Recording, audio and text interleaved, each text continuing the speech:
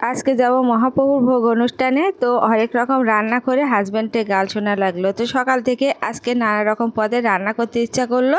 তো শরীর ভালো থাকলে নানা রকম রান্না করতে কোনো সমস্যাই হয় না। তো সেজন্য অনেক রকম আজকে পদে রান্না করলাম। হ্যালো এভরিওয়ান, কি খবর, কেমন আছেন সবাই? আশা করি সবাই ভালো আছেন। তো প্রতিদিনের মতো আবার একটা নতুন ভিডিও নিয়ে হাজির হলাম। তো এই তো সকাল সকাল রান্নাঘরে রান্না করতে চলে এসেছি। তো এখন থেকে আপনাদের সাথে নিয়ে ভিডিওটা শুরু করছি। তো এই তো পটল কেটে নিচ্ছি। তো পটলগুলো একটু ডিজাইন করে কেটে নিলাম। আজকে সকালটা অনেকটা ভালো লাগছিল, তো সেজন্য হরেক পদের রান্না করলাম। তো সকালে আজকে অনেক পদের রান্না হয়েছিল, সেজন্য হাজব্যান্ডের কাছে একটু কথা শোনা লাগলো। যাই হোক, এই তো আলু সেদ্ধ মাখাবো, সেজন্য শুকনো মরিচগুলো আগে ভেজে নিলাম। তো শুকনো মরিচ দিয়ে আলু সেদ্ধ মাখালে খেতে আমার থেকে অনেকটা ভালো লাগে, আর ছেলেমেয়েরা পছন্দ করে। তো ওই তেলে আমি আরও একটু তেল দিয়ে পটলগুলো দিয়ে দিলাম। তো ধুয়ে লবণ হলুদ মাখিয়ে রেখেছিলাম। তো পটলগুলো দিয়ে আমি এদিকে মিশানো শাক তুলে এনেছিলাম। তো সেই শাকগুলো এখন কেটে নেব। তো ধুয়ে আমি বেছে এতো রেডি করে নিয়েছি। এবারে শাকগুলো আমি ভালো করে কুচি কুচি করে কেটে নেব। তো এখানে সজনে পাতা আছে। তো সজনে পাতা অনেকটা উপকারী, সেজন্য মাঝে মধ্যে আমি একটু শাক তোলার চেষ্টা করি। তো এদিকে শাকটা কাটা হয়ে গেছে, আর কয়েকটা মরিচ চিড়ে আবার এই তো পটলগুলো ভেজে নিলাম। তো পটলগুলো আমার ভাজা হয়ে গেছে। এবারে আমি ওই তেলে দিয়ে দিলাম একটু কালো জিরা দিয়ে আমি এই শাকগুলো দিয়ে দিলাম। তো কালো জিরা দিয়ে শাকগুলো ভাজলে আমার থেকে বেশি খেতে ভালো লাগে। আর এবারে দিয়ে দিলাম লবণ আর হলুদ পরিমাণ মতো দিয়ে আমি শাকটাকে ভেজে নেব। তো একটু জলও দিয়ে দিয়েছি, আর এবারে একটু ঢাকা দিয়ে দেব।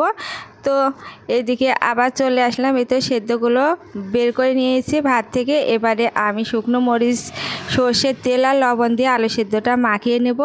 তো সকাল থেকে তাড়াহুড়ো করে কাজ করছি। তো আজকে শরীরটা অনেকটা ভালো লাগছিল, সেজন্য মনে করলাম এটা ওটা রান্না করি। আর দুপুরে যেহেতু রান্না নেই, যাব মহাপ্রভুর ভোগে, সেজন্য একটু হরেক পদের রান্না হলো। তো এদিকে শাকটা জল শুকিয়ে গিয়েছে, এবারে শাকটা নেড়ে চেড়ে ভেজে নেব। তো অনেকগুলো রান্না করার জন্য দোকানে ভাত দিতে একটু দেরি হয়ে গেছে, সেজন্য হাজব্যান্ডের কাছে একটু কথা শোনা লাগলো। যাই হোক, একটু দেরি হলে কি হলো, তো অনেক রকম তো রান্না সকালে। তো এর থেকে শাকটা আমি তুলে নিলাম। এবারে কড়াইটা ধুয়ে পরিষ্কার করে নিয়ে আমি ডিম ভেজে নেব। তো মেয়ে বলছে একটু ডিম ভাজি করো। তো আলু সিদ্ধ খাবে না, পটল খাবে না, ডাল খাবে না, শুধু ডিম ভাজি করে দিলে আর শাক দিয়ে একটু ভাত খাবে। আর এদিকে আবার ওই কড়াইতে আমি সামান্য তেল দিয়ে রসুন দিয়ে আর সম্বারা দিয়ে নেব, শুকনো মরিচ পাঁচফোড়ন এগুলো সবই দিয়ে নিয়েছি। তো সবগুলো ভেজে নিয়ে এবারে আদা জিরা দিয়ে আমি একটু ভেজে নিয়ে এতো ডালটা ফোড়ন দিয়ে নেব। তো এই দুপুরে যদি এই রান্নাটা হয়তো থাকে, যদি হাজব্যান্ড না যায় তো হয়ে যাবে। তো এদিকে আবার দোকানে ভাতও বেড়ে দিচ্ছি, আর ছেলে মেয়েদেরকেও ভাত বেড়ে দিচ্ছি। তো সকাল থেকে তাড়াহুড়ো করে আজ কাজগুলো সেরে নিচ্ছি। তো বাইরে যাব, কালকে তো যেতে চেয়েছিলাম, তো যাওয়া হয়নি। সারা সন্ধ্যা পর থেকে এতটাই বৃষ্টি শুরু হয়েছিল, সারাদিন ভালোই ছিল।